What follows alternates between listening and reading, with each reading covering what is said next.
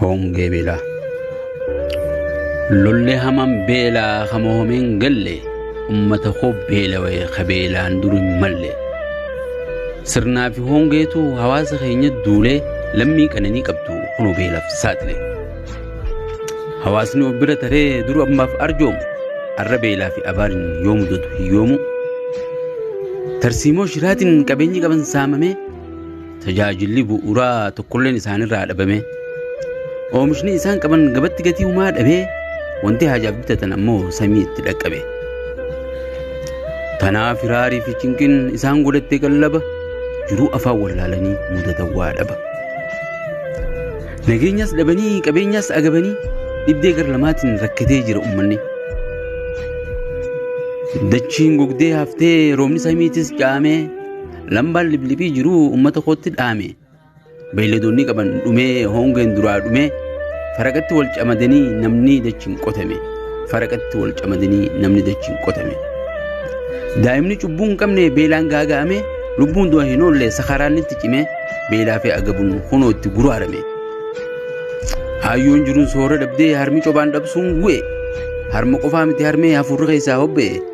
hawwan daa'ima soortuu danuun beelaan duutee daa'imni humaan beeyne harma reefkaa hoote biyya akkanaa keessatti mee akkamiin himanna badhaadhina ilkaan kamiin kofallee hamilee kamiin bobba'ana garaa maaliin hidhannee rakkina isaanii callifna hatataa biraadhiisaa yaaboo boodetti deebina hawaasa beela'oo kanaa dura beela baafanna lammiin laman jirtu yaa fira bal'oo fi rakkoo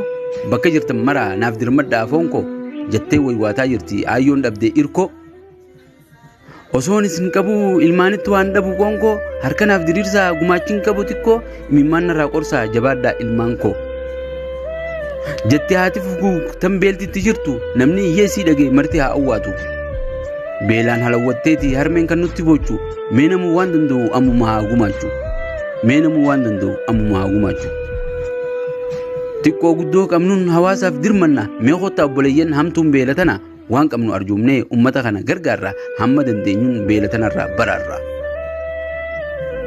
hongeedhaan mudanne malee waan hin qabnu cubbuu rakkoon lakkuu taateetii abaariin bullee agabuu ilmaanii fi beeyladaanis dadhabne humaa qallabuu nyaataa fi dhugaatis dhabnee hedduun dhaban lubbuu firaa fi carraa biraan qabnu eega isinitti lallabu lammiin too isinumaa kadafee na dhaqqabu ilmaan koonaaf eewala rabbiin isin haa kakkabu harkanaaf diriirsaa namuu waan harkaa qabu jetti harmeen ta'imimmaan irraa cobu jetti harmeen oromoo ta'imimmaan irraa cobu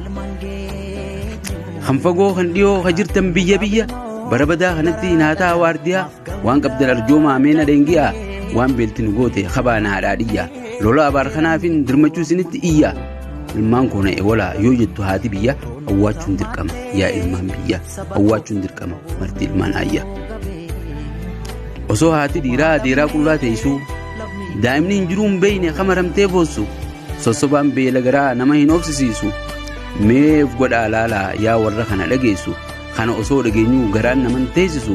namuu waan danda'u ammuma harkaa diriirsu arjoomaa kan nadhaamee beelaaf beellamni feessisu ammuma arjoomaa kan nadhaamee beelaaf beellamni feessisu.